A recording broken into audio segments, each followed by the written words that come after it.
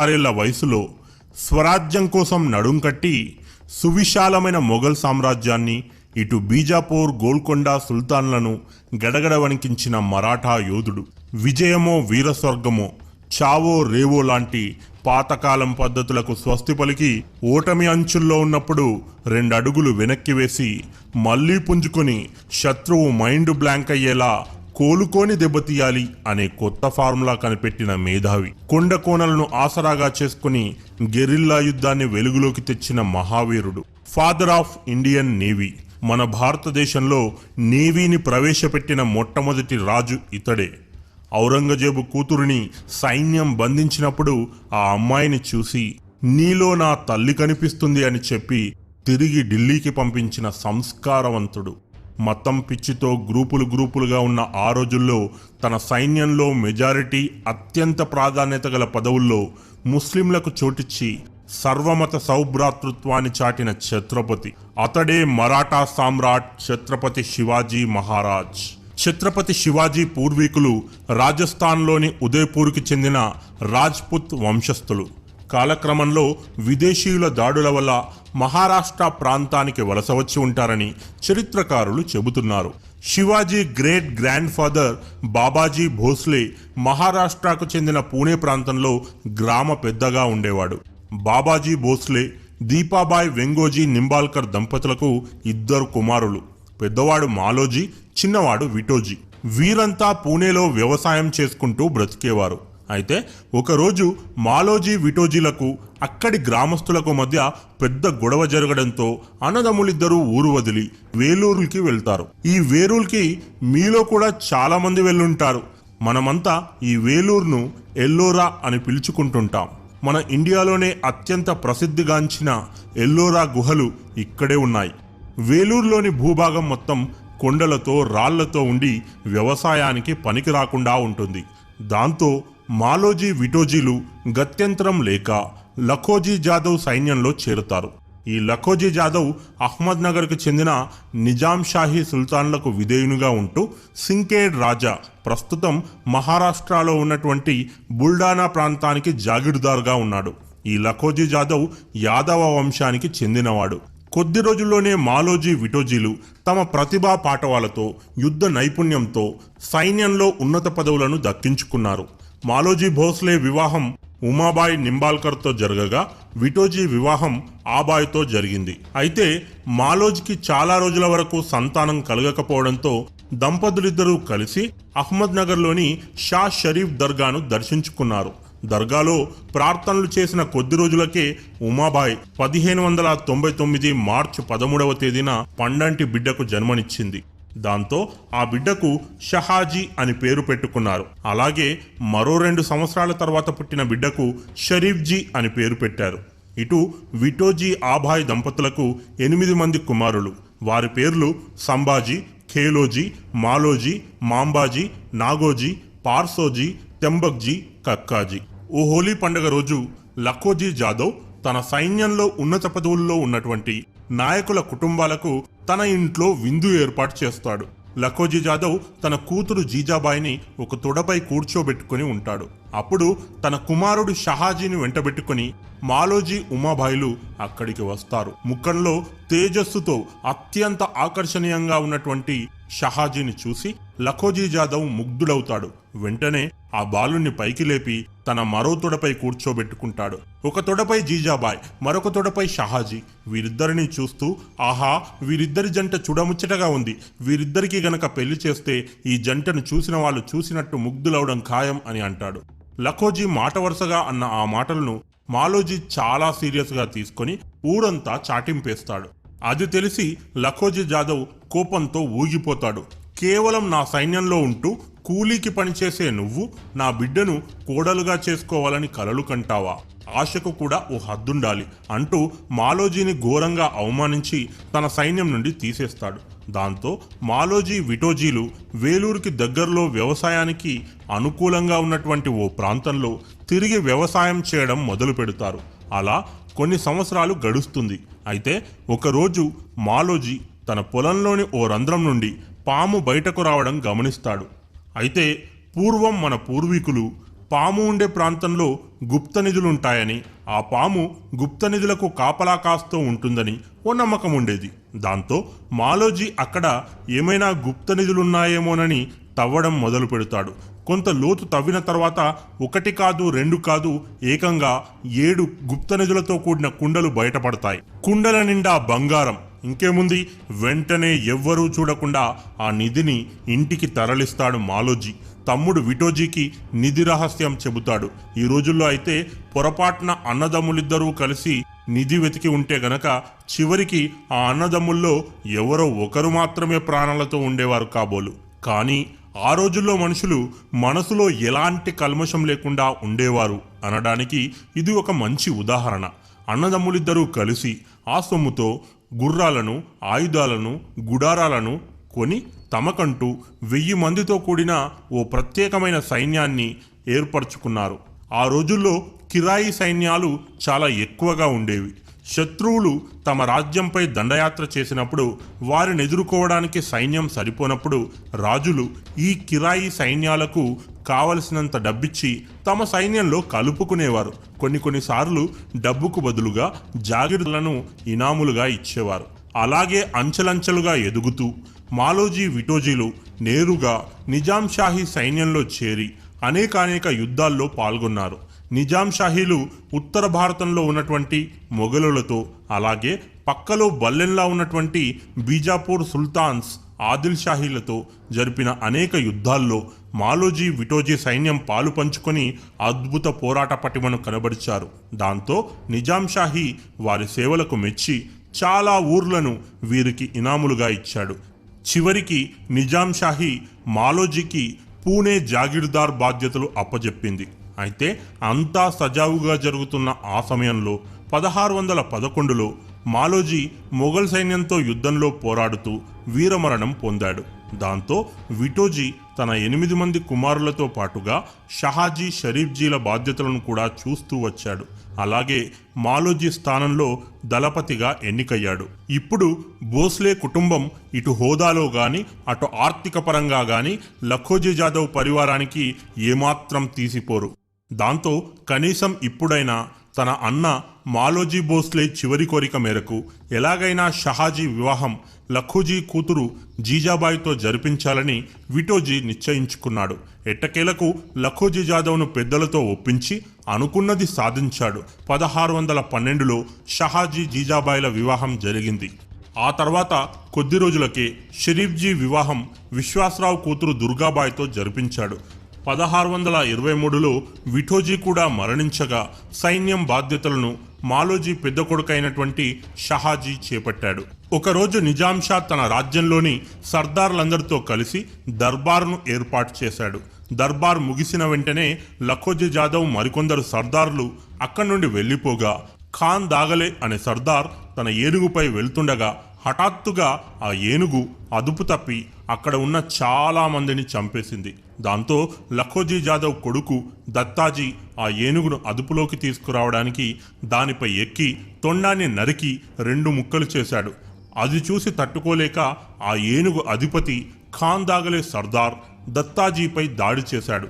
దాంతో దత్తాజీ సైన్యం మూకుమ్మడిగా ఖాన్ దాగలే సర్దార్పై విడుచుకుపడతారు. అప్పుడు పక్కనే ఉన్నటువంటి విఠోజీ భోస్లే కొడుకు సంభాజీ ఖాన్ దాగలేని కాపాడడానికి రంగంలోకి దిగుతాడు. కొద్ది క్షణాల్లోనే ఆ స్థలం మొత్తం రణరంగంగా మారుతుంది. దత్తాజీకి, సంభాజీకి జరిగిన ఆ భయంకర ద్వంద్వ యుద్ధంలో దత్తాజీ మరణిస్తాడు. తన కొడుకు దత్తాజీ ఇక లేడు అన్న విషయం తెలుసుకున్న లఖోజీ జాదవ్ అక్కడికి చేరుకొని సంభాజీని హతమారుస్తాడు. సంభాజీని కాపాడడానికి మధ్యలోకొచ్చిన సొంత అల్లుడు షహాజీని సైతం లఖోజీ జాదవ్ పుత్రశోకంలో మునిగి తీవ్రంగా గాయపరుస్తాడు.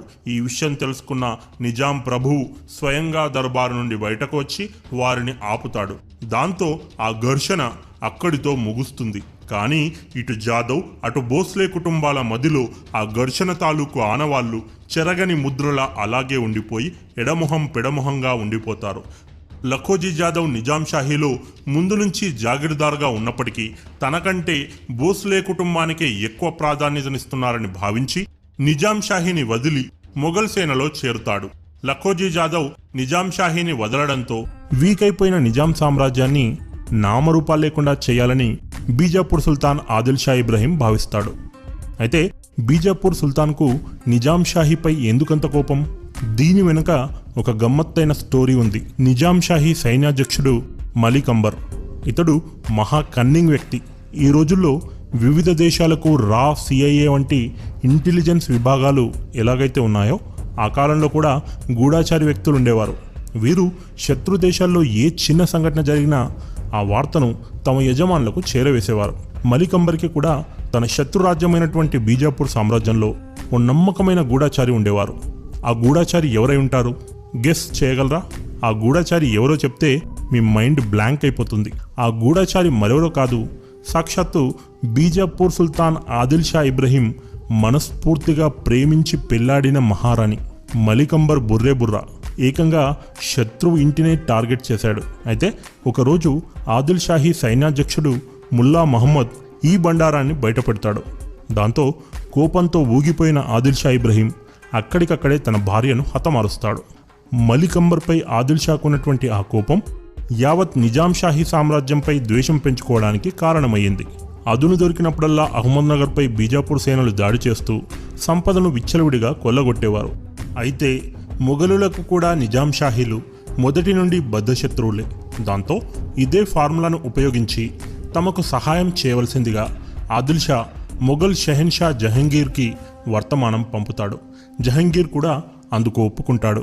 ఆదిల్ షాహీ సైన్యం 80,000 ఉండగా అదనంగా 1,20,000 సైన్యాన్ని జహంగీర్ పంపిస్తాడు. అంటే మొత్తం 2 లక్షల సువిశాలమైన సైన్యం.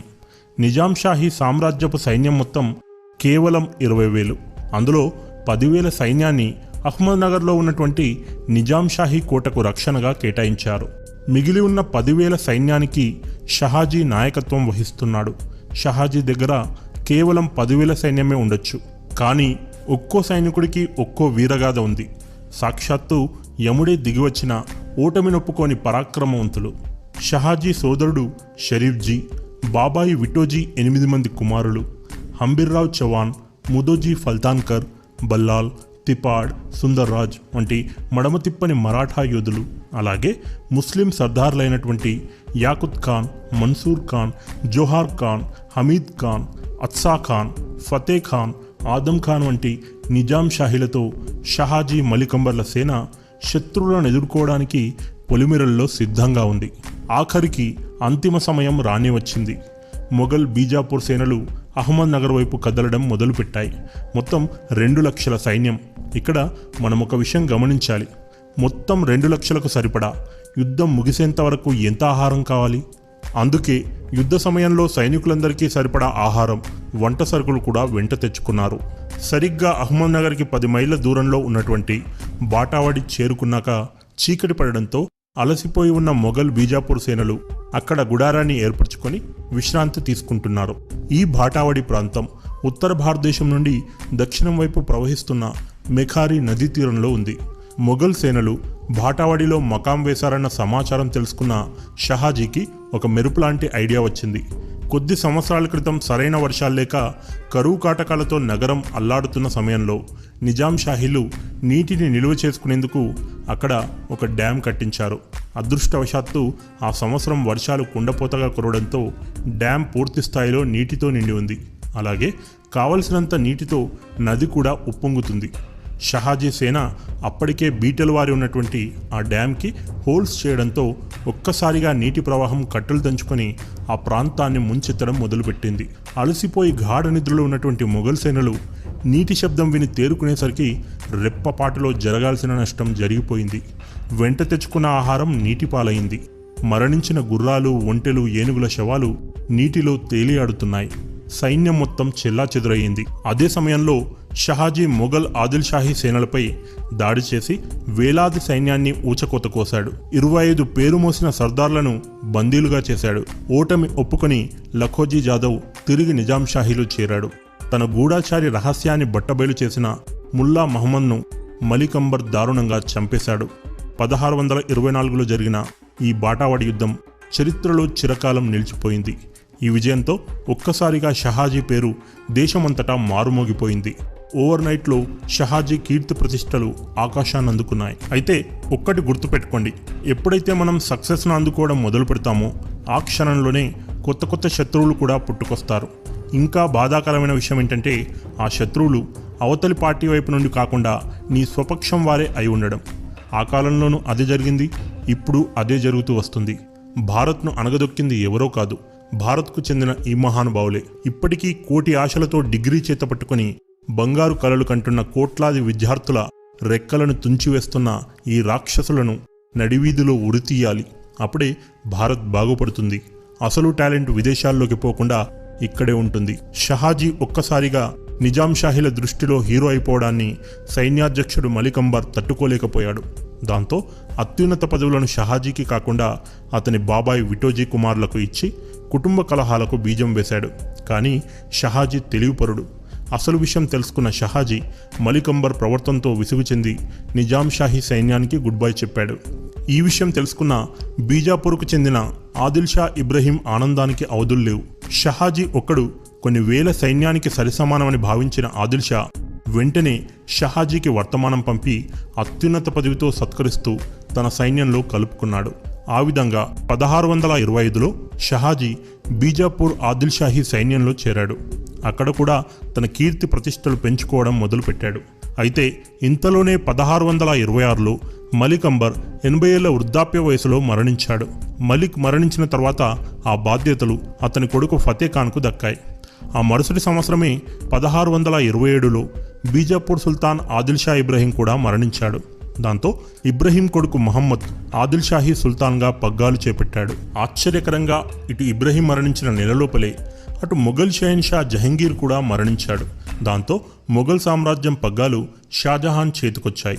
ఆ విధంగా సంవత్సరం లోపలే 3 రాజ్యాల్లో అధికార మార్పిడి జరిగింది. అయితే ఆదిల్ షా మహమ్మద్కి విపరీతమైన మతపిచ్చి ఉండేది. హిందువులను చాలా ద్వేషించేవాడు. దాంతో ఆదిల్ షాహీ సల్తనతులో ఉన్నటువంటి అఫ్జల్ ఖాన్, ముస్తాఫా ఖాన్ సర్దార్లు విపరీతంగా రెచ్చిపోయి హిందూ దేవాలయాలను విచ్చలవిడిగా కొల్లగొట్టారు. హిందూ స్త్రీలను బలాత్కరించేవారు. షహాజీ ఈ ఘోరాలన్నింటినీ చూస్తూ ఉండలేకపోయాడు. ఒకరోజు అధికార మదంతో మహమ్మద్ ఆదిల్ షా షహాజీని ఘోరంగా అవమానిస్తాడు. దాంతో ఇబ్రహీం ఆదిల్ షా మరణంతోనే తన గౌరవం ఈ సల్తనత్లో మంట కలిసిపోయిందని గ్రహించిన షహాజీ బీజాపూర్ సల్తనత్ను వదిలిపెట్టాలని నిశ్చయించుకున్నాడు. నిజాం షాహీలో తనకు అడ్డుగా ఉన్నటువంటి మలిక్ అంబర్ కూడా మరణించి ఉండడంతో 1628లో మళ్లీ నిజాం షాహీ సల్తనత్లో చేరాడు. యుక్త వయసుకొచ్చిన నిజాం షా బురాన్ ఖాన్ తన రాజ్యాధికారాల్లో సంరక్షకుడిగా ఉన్నటువంటి ఫతే ఖాన్ జోక్యాన్ని సహించలేకపోయాడు. 1629లో బురాన్ ఖాన్ ఫతే ఖాన్ను బందీని చేసి హమీద్ ఖాన్కి ఆ బాధ్యతలు అప్పజెప్పాడు. బురాన్ ఖాన్కి అంతగా తెలివితేటలు లేవు. రాజ్యాన్ని ఎలా పరిపాలించాలో అంతకంటే తెలీదు.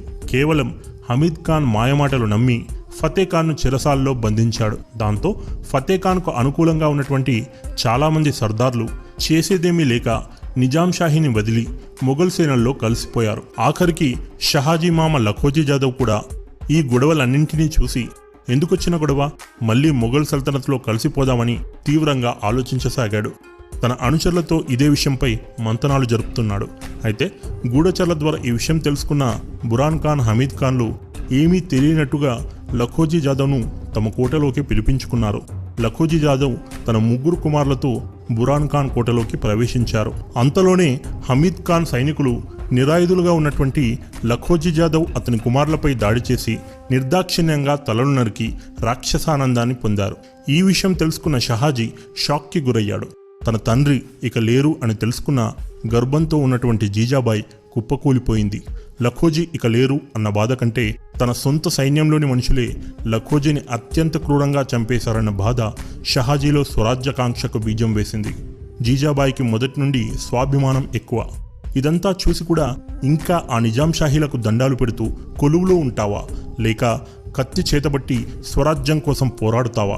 నీతో కాకపోతే చెప్పు, నేను కత్తి చేతబడతాను అంటూ జీజాబాయి కట్టలు తెంచుకున్న ఆవేశంతో షహాజీని నిలదీస్తుంది. షహాజీ మరుక్షణమే నిజాం షాహీని వదిలి తన అనుచరులతో స్వగ్రామమైనటువంటి పూణేకు వెళ్తాడు. అక్కడ తన అనుచరులతో కలిసి స్వరాజ్యం అనగా మన రాజ్యం మన పరిపాలన అనే నినాదంతో చిన్నపాటి సైన్యాన్ని తయారు చేసుకుంటాడు. వడివడిగా స్వరాజ్యం కోసం పావులు కదుపుతున్న షహాజీ చెవిన ఓ గొప్ప శుభవార్త చేరింది. ఆ రోజు 1630 ఫిబ్రవరి 19వ తేదీ వైశాఖ మాసపు శుక్లపక్ష తదియ. భారత చరిత్రలో సువర్ణాక్షరాలతో లిఖించదగ్గ గడియ. అరివీర భయంకరుడు అపర పరాక్రమవంతుడు అయినటువంటి ఛత్రపతి శివాజీ మహారాజ్ జన్మించిన గడియ. సువిశాలమైన మొఘల్ బీజాపూర్ సేనలతో తన గొరిల్లా యుద్ధకలతో కబడ్డీ ఆడుకున్న వీరుడు జన్మించిన గడియ. పూణే జిల్లాలోని జున్నార్ పట్టణం దగ్గర గల శివనేరి కోటలో శివాజీ జన్మించాడు. ఈ విషయం తెలుసుకున్న షహాజీ ఆగమేఘాల మీద పుత్రోత్సాహంతో శివాజీని చూడ్డానికి జున్నార్ బయలుదేరుతాడు. శివాజీ షహాజీ జీజాబాయిలకు రెండవ కుమారుడు. షహాజీ మొదటి కుమారుడు సంభాజీ. షహాజీ తన కుమారుడు శివాజీని చూడ్డానికి జున్నార్ అలా వెళ్ళాడో లేదో బీజాపూర్ సుల్తాన్ మహమ్మద్ ఆదిల్ షా తన దర్బార్లోని హిందూ సర్దార్ మురార్ జగదేవ్ను పూణేపై దాడి చేయడానికి పంపిస్తాడు. మురార్ జగదేవ్ పచ్చని పంట పొలాలతో కలకలలాడుతున్న పూణే నగరాన్ని క్షణాల్లో వల్లకాడుగా మార్చేశాడు. గాడిదలతో పొలాల్లో నాగలి దున్నించి గడ్డపారను తవ్వి దానిపై చెప్పుల దండ వేయిస్తాడు. అలా చేస్తే ఊరికి అశుభమని ఆ రోజుల్లో మన పూర్వీకులు బలంగా నమ్మేవారు. ఈ విషయం తెలుసుకున్న షహాజీ శివాజీ నామకరణ ఉత్సవం నుండి నేరుగా పూణే బయలుదేరి వస్తాడు. కానీ అప్పటికే చాలా ఆలస్యమైపోయింది. షహాజీ అనుచరులలో చాలామందిని మురార్ జగదేవ్ ఊచకూత కోశాడు. షహాజీ కలలు కన్న స్వరాజ్యానికి ఆదిలోనే ద ఎండ్ కార్డ్ పడింది. దాంతో షహాజీ తప్పనిసరై మొఘల్ షెహన్షా షాజహాన్కి లేఖ రాస్తాడు. తాను మొఘల్ సామ్రాజ్యంతో కలిసి పనిచేయాలనుకుంటున్నానని ఆ లేఖలోని సారాంశం. ఆ లేఖ చూసిన షాజహాన్ సంతోషంతో ఉబ్బితబ్బిబ్బైపోతాడు. షహాజీ వంటి వీరుడు మన సైన్యంలో ఉంటే ఇక మనకు తిరుగులేదు అని షాజహాన్ భావించాడు. అందులోనూ షాజహాన్ 8 నెలలు పక్కనే ఉండి మరి షహాజీ వీరత్వాన్ని స్వయంగా చూశాడాయే. అవును, మీరు విన్నది నిజమే.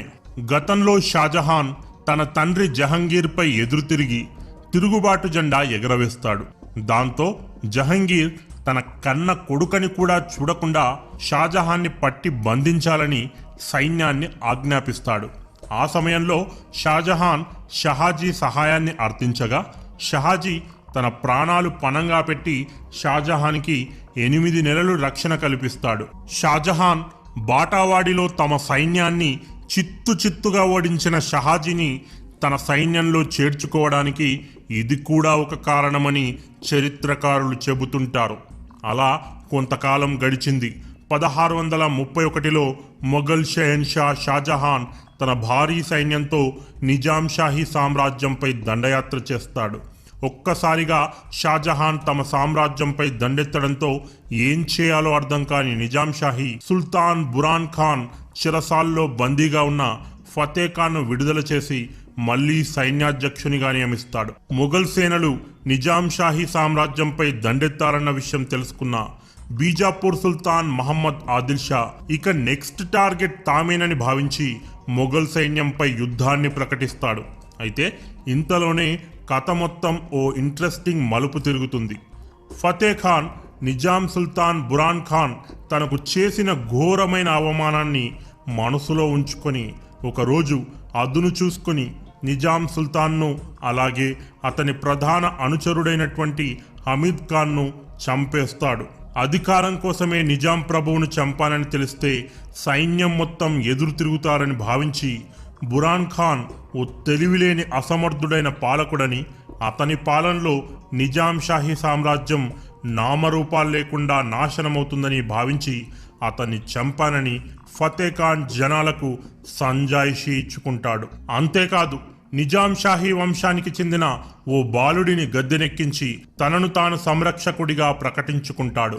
తమ సామ్రాజ్యాన్ని కూకటి వేళ్లతో పెకిలించడానికి వస్తున్న షాజహాన్ మొఘల్ సేనలకు ఎదురు వెళ్లి శాంతి ఒప్పందాన్ని కుదుర్చుకుంటాడు. మొఘల్ సామ్రాజ్యం కనుసన్నల్లో ఉండి నిజాం షాహీ ప్రభుత్వాన్ని పరిపాలించుకుంటామని అందుకు ఒప్పుకొనవలసిందిగా షాజహాన్ను వేడుకుంటాడు. షాజహాన్ అందుకు ఒప్పుకొని ఢిల్లీ తిరిగి వెళ్తాడు.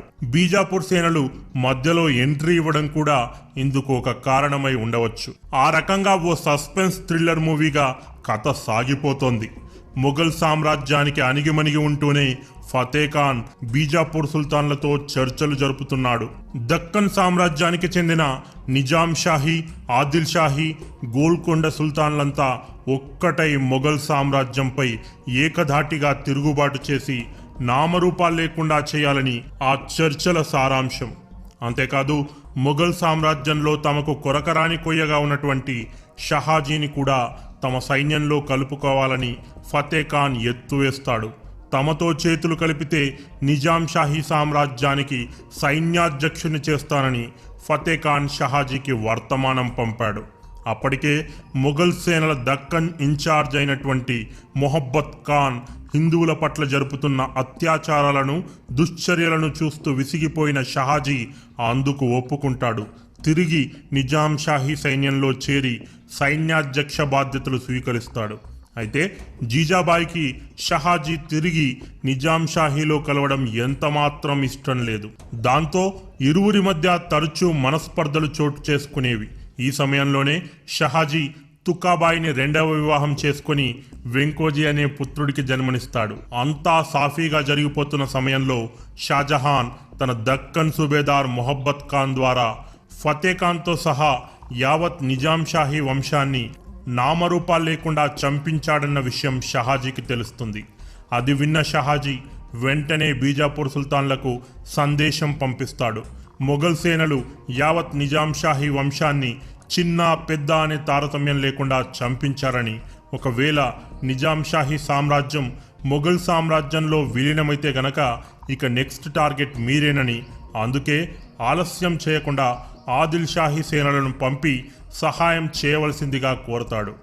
షహాజీ చెప్పిన దానిలో వాస్తవం ఉందని మహమ్మద్ ఆదిల్ షాకి కూడా తెలుసు. అందుకే ఆలస్యం చేయకుండా సైన్యాన్ని పంపిస్తాడు. నిజాం షాహీ బీజాపూర్ సేనలు ఏకం కావడంతో షాజహాన్ వెనుకంజ వేస్తాడు. 1633లో నిజాం షాహీల చివరి వారసుడిగా నిలిచిన పసిగుడ్డు ముర్తుజాను గద్దెపై ఎక్కించి సైన్యం ఆమోదంతో తనను తాను సంరక్షకుడిగా ప్రకటించుకుంటాడు. తన ప్రాణాలు పణంగా పెట్టి ముర్తజాకి రక్షణ కల్పిస్తానని ముర్తజా తల్లికి షహాజీ మాటిస్తాడు. ఆ రకంగా మామూలు సైనికుడిగా జీవితాన్ని ప్రారంభించిన షహాజీ తన చాణక్య నీతితో, పరాక్రమంతో ఇండైరెక్ట్గా నిజాం షాహీ సామ్రాజ్యానికి ప్రభువుగా ఎదుగుతాడు. ఆ రకంగా 1633 నుండి 1636 వరకు 3 సంవత్సరాలు షహాజీ ఇండైరెక్ట్గా సంరక్షకుడిగా బాధ్యతను నిర్వహిస్తూ నిజాం షాహీ సామ్రాజ్యాన్ని ఏలుతాడు. అయితే 1936లో షాజహాన్ తన మొఘల్ సేనలతో నిజాం షాహీ సామ్రాజ్యంపై తిరిగి దండెత్తుతాడు. దాంతో షహాజీ బీజాపూర్ సుల్తాన్ మహమ్మద్ ఆదిల్ షాతో కలిసి మొఘల్ సామ్రాజ్యాన్ని ఎలా ఎదుర్కోవాలో యుద్ధ వ్యూహాన్ని పన్నుతాడు. మొఘల్ బీజాపూర్ సేనలు కలిసికట్టుగా దాడి చేసినప్పుడే షహాజీ సునాయసంగా వారిని చిత్తు చేశాడు. ఇక ఇప్పుడు కేవలం మొఘల్ సేనలు మాత్రమే ఉన్నాయి. అందులోనూ బీజాపూర్ సుల్తాన్ మహమ్మద్ ఆదిల్ షా అండగా ఉండనే ఉన్నాడు. దాంతో షహాజీ నిశ్చింతగా ఉన్నాడు. కానీ అంతలోనే షహాజీకి ఓ దిమ్మ తిరిగే కబురు అందుతుంది. మహమ్మద్ ఆదిల్ షా తమకు వెన్నుపోటు పొడిచి మొఘల్ సేనలతో కలిసిపోయాడని ఆ సమాచారం సారాంశం. షాజహాన్ తెలివిగా నిజాం షాహీ సామ్రాజ్యాన్ని నామరూపాలు లేకుండా గనక చేసినట్లయితే ఆ సామ్రాజ్యాన్ని చెరిసగం పంచుకుందామని మహమ్మద్ ఆదిల్ షాతో రహస్య ఒప్పందం కుదుర్చుకుంటాడు. దాంతో పైనుండి మొఘల్ సేనలు, పక్క నుండి బీజాపూర్ సేనలు ఒకే సమయంలో నిజాం షాహీ సామ్రాజ్యంపై దాడి చేస్తాయి. అయితే షహాజీకి ఇదంతా కొత్తేమీ కాదు. తన తెలివితో ఎలాగోలా గెలిచే సత్తా షహాజీకి ఉండనే ఉంది. అందులోనూ చరిత్రలో ఒక్క యుద్ధంలో కూడా ఓటమి చవి చూడకుండా విజయదుందుబి మోగించిన మన దేశ రాజులెవరైనా ఉన్నారు అంటే అందులో షహాజీ పేరు మొదటి వరుసలో నిలుస్తుంది. మీ అందరికీ ఒక డౌట్ వచ్చి ఉంటుంది. షహాజీ అప్పుడే మొఘల్, అప్పుడే నిజాం షాహీ, అంతలోనే బీజాపూర్ సేనలతో మ్యూజికల్ చైర్ గేమ్లా జంప్ చేస్తున్నప్పుడు ఆ సుల్తాన్లు షహాజీకి పదే పదే ఎందుకు అవకాశాలు ఇచ్చారని. ఆ సమయంలో షహాజీకి గోల్డెన్ లెగ్ అనే బిరుదుండేది. అంటే షహాజీ ఎటువైపు ఉంటే ఆ సామ్రాజ్యం గెలుస్తుందని వారు బలంగా నమ్మేవారు. ఆశ్చర్యంగా 100% అలాగే జరిగింది. అందుకు బాటావాడి యుద్ధమే ఒక గొప్ప ఉదాహరణ. అందుకే హిందూ రాజైనప్పటికీ సుల్తాన్లు షహాజీకి అంత ఇంపార్టెన్స్ ఇచ్చేవారు. అటు మొఘల్ ఇటు బీజాపూర్ సువిశాల సేనలు ఉన్నప్పటికీ ఇప్పటికీ వారికి డౌటే, షహాజీని గెలుస్తాము అనే లోపలే ఏదో ఒక చమత్కారం జరగడం, షహాజీ తమని చిత్తుగా ఓడించడం పరిపాటిగా మారిపోయింది. దాంతో ఆ ఫోబియా వారిలో అలాగే ఉండిపోయింది. అందుకే తెలివిగా షాజహాన్ ఒక ఎత్తు వేశాడు.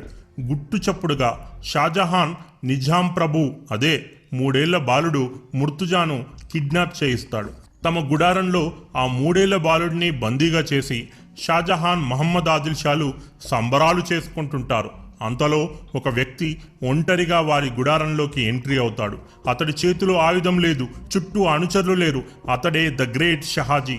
తాను లొంగిపోతున్నట్లు షహాజీ వారికి తెలుపుతాడు. తన తలను ఈ క్షణమే తెగనరికి తమ పగ తీర్చుకోవాల్సిందిగా, అందుకు బదులుగా తన ఆఖరి కోరికగా ఆ బాలుడు ముర్తుజాను ప్రాణాలతో విడిచి తన తల్లి వద్దకు చేర్చవలసిందిగా కోరతాడు. అది విన్న గుంటనక్క మహమ్మద్ ఆదిల్ షా ఒక్కసారిగా షహాజీ శిరస్సును ఖండించబోతాడు. కానీ పక్కనే ఉన్నటువంటి షాజహాన్ ఆదిల్ షాను అడ్డుకుంటాడు. షహాజీని చూస్తూ షాజహాన్, నాకొక సందేహం ఉంది, తీరుస్తావా అని అడుగుతాడు. షహాజీ అడగమంటాడు. ఆ బాలుడు ఇస్లాం మతానికి చెందినవాడు. హిందూ సామ్రాజ్యాన్ని స్థాపించడం నీ స్వప్నం. మరి అలాంటప్పుడు ఒక ముస్లిం మతస్థుణ్ణి కాపాడడానికి ఒంటరిగా ప్రాణాలర్పించడానికి ఎందుకొచ్చావు? నువ్వు తలుచుకుంటే మొఘల్ బీజాపూర్ సేనలేంటి, యావత్ ప్రపంచం మొత్తం ఒక్కసారిగా దండెత్తిన వారిని ఎదుర్కొని గెలవగల సత్తా నీకుంది. నీకు అండగా ఏదో తెలియని దివ్యశక్తి ఉండనే ఉంది. అలాంటప్పుడు ఎందుకు ఇక్కడికి వచ్చి ప్రాణాలు అర్పిస్తున్నావు అని అడుగుతాడు. అప్పుడు షహాజీ ఇలా బదులిస్తాడు. షెహన్షా, తాను తన ప్రాణాలను పణంగా పెట్టి ఆ బాలుడికి రక్షణ కల్పిస్తానని అతని తల్లికి మాటనిచ్చాను. అందుకే తన మాటను నిలబెట్టుకోవడానికి వచ్చానని షహాజీ బదులిస్తాడు. అది విన్న షాజహాన్ ఆశ్చర్యపోతాడు. ఈ రోజుల్లో కూడా ఇంకా ఇంత నిక్కచ్చిగా మాటపై నిలబడి ఉండే మనుషులున్నారా? ఆ రోజుల్లో 8 నెలలు ప్రాణాలొడ్డి మరీ నా తండ్రి జహంగీర్ నుండి నాకు రక్షణ కల్పించావు. ఈ రోజు ఈ బాలుడి కోసం నీ ప్రాణాలనే తీయమని తలవంచి నిల్చున్నావు. నీలాంటి వీరుడిని కల్లారా చూసినందుకు, నేరుగా మాట్లాడుతున్నందుకు ఎంతో గర్వంగా ఉంది. నీలాంటి వీరుడిని చంపేస్తే ఆ పాపం నా వంశం మొత్తానికి చుట్టుకుంటుంది. అలా అని యుద్ధ నియమాలకు కట్టుబడి తిరుగుబాటు చేసిన నీకు శిక్ష విధించకుండా ఉండలేను. నువ్వు చేసిన తప్పుకు శిక్షగా నువ్వు ఈ ప్రాంతాన్ని వదిలి బీజాపూర్ సామ్రాజ్యంలో ఉన్నటువంటి కర్ణాటక ప్రాంతానికి వెళ్ళాలని నేను ఆదేశిస్తున్నాను. అక్కడ నిన్ను జాగీర్దార్గా నియమిస్తున్నాను. అలాగే మురార్ జగదేవ్ ఆక్రమించుకున్న పూణే జాగీర్ను కూడా నీకు తిరిగి ఇస్తున్నాను. కానీ ఆ ప్రాంతంలో పొరపాటున కూడా నువ్వు అడుగు పెట్టరాదు అని ఆంక్షలు విధిస్తాడు. నీ కోరిక మేరకు ఈ బాలుడిని అతని తల్లితో సహా ఢిల్లీకి తీసుకెళ్లి ఓ చిన్న రాజ్యానికి రాజును చేస్తానని మాటిస్తాడు. అది విన్న షహాజీ షాజహాన్ షరతులన్నింటికీ ఒప్పుకుంటాడు. తన భార్య జీజాబాయిని, 6 ఏళ్ల బాలుడు శివాజీని పూణేలో ఉంచి దాదాజీ కొండదేవుని వారికి సంరక్షకుడిగా నియమిస్తాడు. పూణే జాగీర్ బాధ్యతలన్నింటినీ జీజాబాయిని నిర్వహించవలసిందిగా కోరతాడు. షహాజీ తన పెద్ద కుమారుడు సంభాజీ, తన 2వ భార్య తుకాబాయ్, ఆమె కొడుకు వెంకోజీని వెంటబెట్టుకుని కర్ణాటక బయలుదేరుతాడు. అలా షహాజీ జీజాబాయిల జంట తప్పనిసరి పరిస్థితుల్లో చెరోవైపు విడిపోవలసి వస్తుంది. 6 ఏళ్ల వయసు ఉన్నటువంటి శివాజీ ఆలనా పాలనా చూస్తూ జీజాబాయ్ పూణే జాగీరు బాధ్యతలను నిర్వహిస్తుంది. వెంట వచ్చిన దాదోజీ కోండ్దేవ్ శివాజీకి గుర్రపు స్వారీ, కత్తిసాము, మల్ల యుద్ధం వంటి అన్ని యుద్ధ రంగాల్లో శిక్షణనిస్తాడు.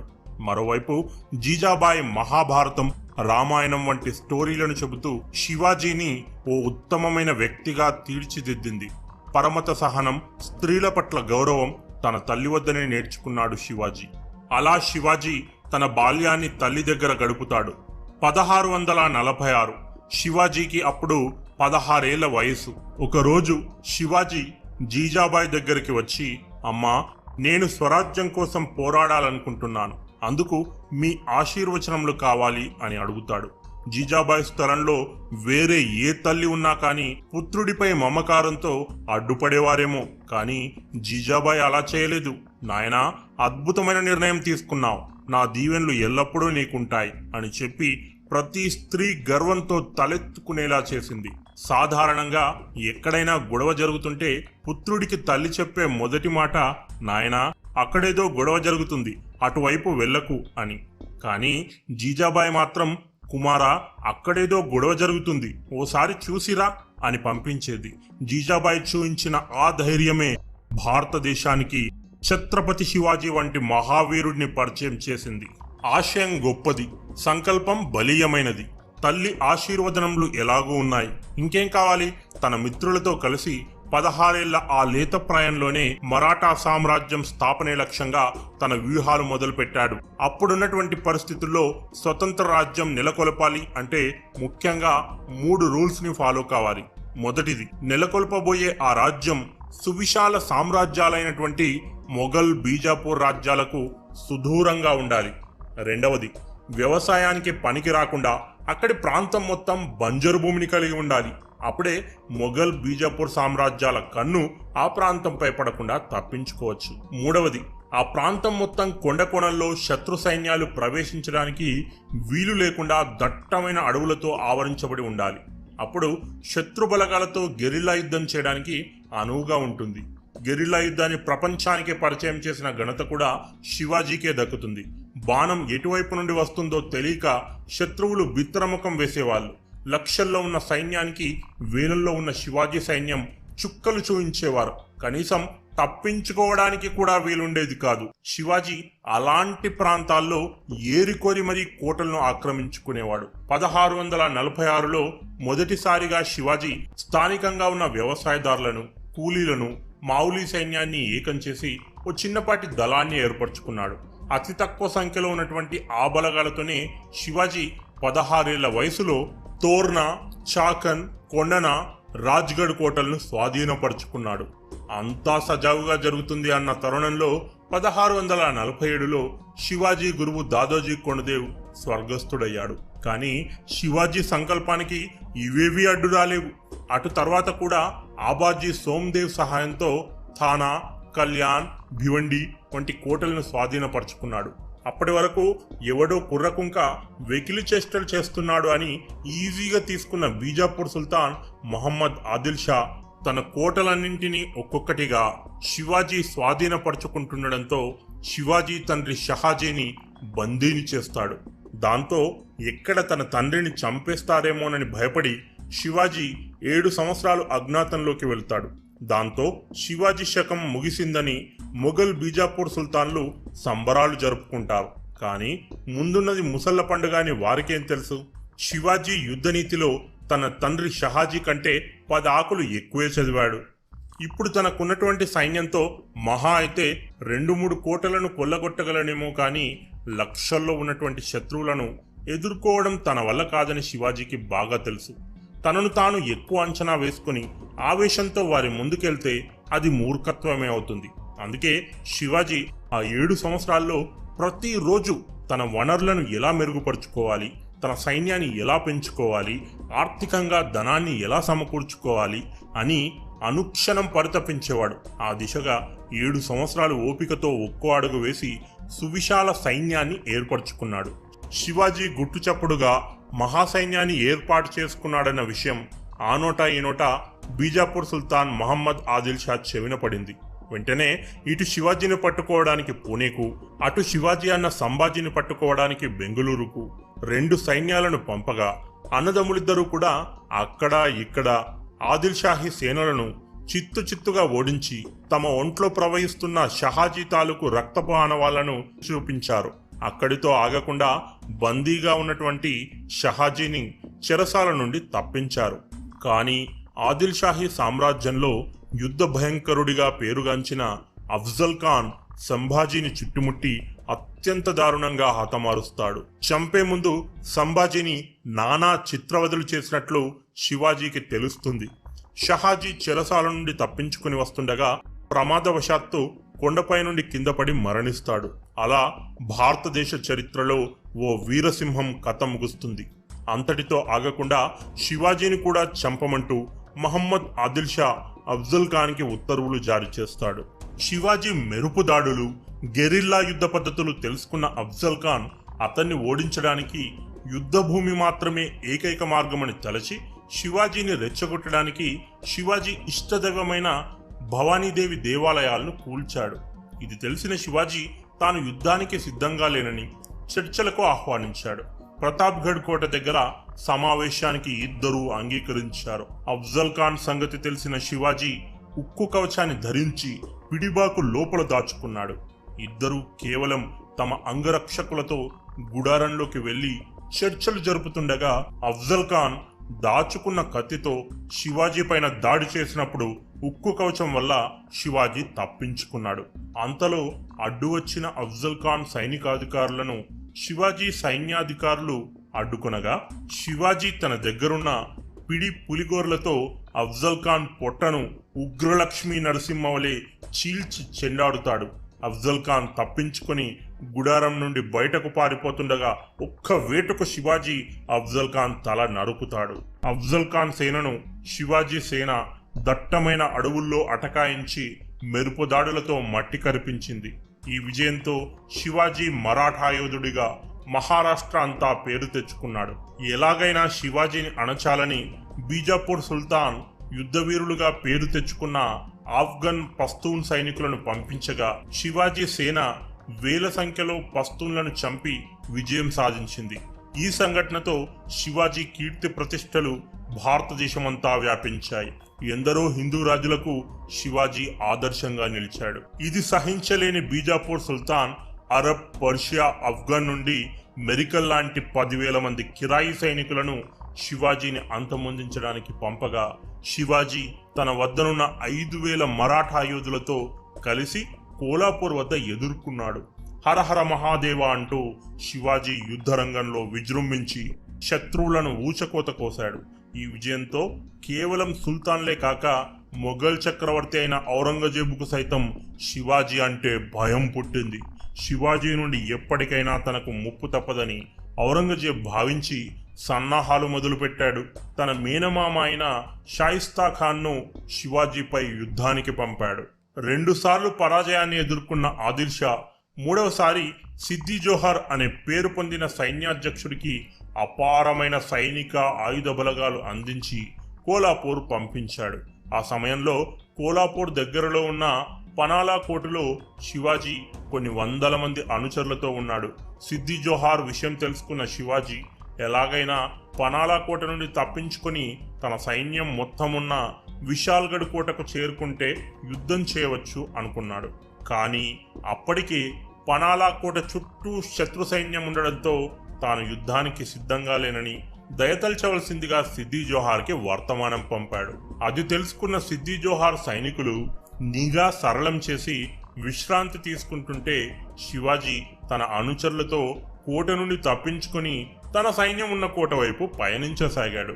చివరి క్షణంలో ఇది తెలుసుకున్న సిద్ది జోహార్ తన బలగాలతో శివాజీని వెంబడించసాగాడు. కోటకు చేరుకునేలోపు శత్రువులు తమను సమీపించగలరు అనే విషయం గ్రహించి బాజీ ప్రభు దేశ్పాండే అనే సర్దార్ 300 మంది అనుచరులతో కలిసి తాము శత్రు సైన్యాన్ని ఎదుర్కొంటామని శివాజీని తన అంగరక్షకులతో ఎలాగైనా కోట చేరుకోమని చెప్పి ఒప్పించాడు. శివాజీ కోట వైపు వెళ్లిన వెంటనే బాజీ ప్రభు దేశ్పాండే 2 చేతులా ఖడ్గాలు పట్టుకుని శత్రువులతో యుద్ధం చేశాడు. 300 మంది సైనికులు తమ ప్రాణాలకు తెగించి అతి బలమైన శత్రువులతో పోరాడి నేల కొరిగారు. అప్పటికి శివాజీ తన కోట చేరుకున్నాడు. కోటలో తన అనుచరులతో చర్చించిన అనంతరం తాము సిద్ది జోహార్ సైన్యాన్ని ఎదుర్కొనలేమని గ్రహించిన శివాజీ సంధికి అంగీకరించాడు. సంధిలో భాగంగా శివాజీ సామ్రాజ్యం స్వతంత్ర రాజ్యంగా గుర్తింపు పొందింది. సిద్ది జోహార్ విజయానికి బహుమతిగా పనాలా కోట లభించింది. ఈ యుద్ధమే సుల్తాన్లతో శివాజీ చేసిన ఆఖరి యుద్ధం. ఆ తర్వాతి కాలంలో మొఘల్ సైన్యంతో యుద్ధాలు చేయవలసి వచ్చింది. 1660లో ఔరంగజేబు తన మేనమామ అయిన షాయిస్తా ఖాన్కు 1,00,000కు పైగా సుశిక్షితులైన సైన్యాన్ని, ఆయుధాలను అందించి శివాజీని ఓడించి దక్కన్ ప్రాంతాన్ని స్వాధీనం చేసుకుని రమ్మని పంపించాడు. బలమైన షాయిస్తా ఖాన్ సేన ముందు శివాజీ సేన తలవంచక తప్పలేదు. శివాజీ ఓటమి అంగీకరించి పూణే వదిలి వెళ్లవలసి వచ్చింది. పూణేలో శివాజీ నిర్మించిన లాల్ మహల్లో షాయిస్తా ఖాన్ నివాసం ఏర్పరచుకున్నాడు. ఎప్పటికైనా శివాజీ మెరుపు దాడి చేస్తాడని షాయిస్తా ఖాన్ పూణే నగరమంతా చాలా కట్టుదిట్టమైన భద్రతను ఏర్పాటు చేశాడు. 1663 ఏప్రిల్లో నగరంలో ఒక పెళ్లి ఊరేగింపు జరుగుతుండగా శివాజీ మారువేషంలో తన అనుచరులతో కలిసి పెళ్లి కూతురు తరపున బంధువుల్లో కలిసిపోయి లాల్ మహల్ చేరుకున్నాడు. ఆ భవనం స్వయాన తన పర్యవేక్షణలో నిర్మించబడింది కాబట్టి సులువుగా లోపలికి చేరుకుని షాయిస్తా ఖాన్ గదిలోకి చేరుకున్నాడు. శివాజీ కత్తి వేటుకు షాయిస్తా ఖాన్ 3 వేలు తెగి కింద పడగా షాయిస్తా ఖాన్ కిటికీలో నుండి దూకి ప్రాణాలు రక్షించుకున్నాడు. అంతలో ఇది పసిగట్టిన షాయిస్తా ఖాన్ అంగరక్షకులు షాయిస్తా ఖాన్ ను సురక్షిత ప్రాంతానికి తీసుకెళ్లారు. మొఘళ్లకు మచ్చ తెచ్చిన షాయిస్తా ఖాన్ ను ఔరంగజేబ్ సుదూర బెంగాలీ ప్రాంతానికి పంపించి వేశాడు. 1664 నాటికి సూరత్ నగరం ప్రధాన వ్యాపార కేంద్రంగా ఉండేది. శివాజీ సూరత్ పైన దాడి చేసి ధనాన్ని, ఆయుధాలను దోచుకున్నాడు. అపారమైన ఆ మొఘల్ సంపదతో కొన్ని వేల మందిని తమ సైన్యంలో చేర్చుకున్నాడు. కొద్ది రోజుల్లో మొఘల్లా, బీజాపూర్ సుల్తాన్ల కోటలను ఒక్కొక్కటిగా తన సొంతం చేసుకోవడం మొదలుపెట్టాడు. ఇది చూసిన ఔరంగజేబ్ ఆగ్రహోదుడై తన దగ్గర పనిచేస్తున్న రాజపుత్రుడైన రాజా జైసింగ్ ను శివాజీపైకి పంపించాడు. రాజా జైసింగ్ సంగతి తెలిసిన శివాజీ తాను యుద్ధంలో ఓడిపోవడం ఖాయమని తెలుసుకుని సంధికి ఒప్పుకున్నాడు. సంధిలో భాగంగా 23 కోటలను, 4 లక్షల రూపాయలను మొఘలులకు చెల్లించాడు. శివాజీ తాను కూడా ఓ మొఘల్ సర్దార్గా ఉండడానికి అంగీకరించాడు.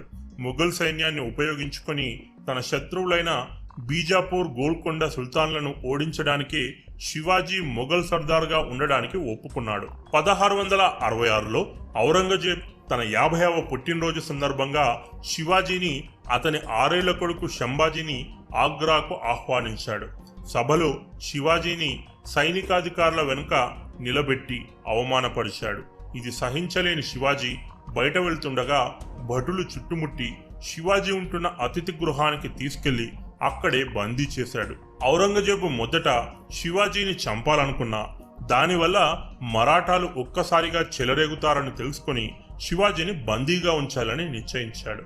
తన కొడుకుతో బందీగా ఉన్న శివాజీ ఎలాగైనా తప్పించుకోవాలని ప్రయత్నించసాగాడు. ప్రతిరోజు తాను ఏరికోరి సమకూర్చిన పళ్లను ఆగ్రాలోని సాధువులకు, గుడులకు, ఫకీరులకు పంపించేలా అనుమతి తీసుకున్నాడు. కొన్ని నెలల పాటు పళ్ళబట్టలు పంపించిన తర్వాత తాను పని మనిషిగా మారువేషం వేసుకుని కొడుకును బుట్టలో పెట్టుకుని తప్పించుకున్నాడు. శివాజీ, శంభాజీ ఇద్దరూ పళ్ళబుట్టల్లో దాక్కుని తప్పించుకున్నారని ఒక వాదన. అప్పటికే శివాజీ ప్రాబల్యం తగ్గడం వల్ల, మొఘళ్ళు మరిన్ని యుద్ధాల్లో పాల్గొంటూ ఉండడం వల్ల ఔరంగజేబు శివాజీ నుండి ముప్పు ఉండదని భావించి పెద్దగా పట్టించుకోలేదు. శివాజీ ఎక్కువ ప్రాచుర్యం పొందేలా కాకుండా రహస్యంగా తన కార్యకలాపాలు నిర్వహించడం మొదలుపెట్టాడు. 1674 నాటికి 1,00,000 మంది సుశిక్షితులైన సైన్యాన్ని, ఆయుధాలు, అశ్వాలు, నౌకా వ్యవస్థను సమకూర్చుకున్నాడు. 1670 జనవరి నుండి మొఘల్ కోటలపైన దాడులు చేసి సొంతం చేసుకోవడం మొదలుపెట్టాడు. అలుపెరుకని యుద్ధాలతో అలసిపోవడం, సరి అయిన సైన్యం లేకపోవడం, ఖజానా ఖాళీ కావడంతో మొఘల్ సైన్యం శివాజీని ఎదుర్కొనలేక చేతులెత్తేశారు. శివాజీ ఎన్నో కోటలను సులువుగా స్వాధీనం చేసుకున్నా పూణే దగ్గర ఉన్న కొండనకోట స్వాధీనం కాలేదు. ఆ కోటను ఉదయభాన్ రాథోడ్ అనే రాజపుత్రుడు పరిరక్షిస్తుండమే కారణం.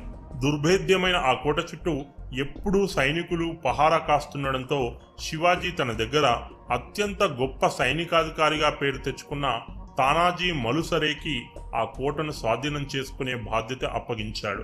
తానాజీ తన అనుచరులతో రహస్యంగా ఆ కోటను కొద్ది రోజుల పాటు క్షుణ్ణంగా అధ్యయనం చేశాడు.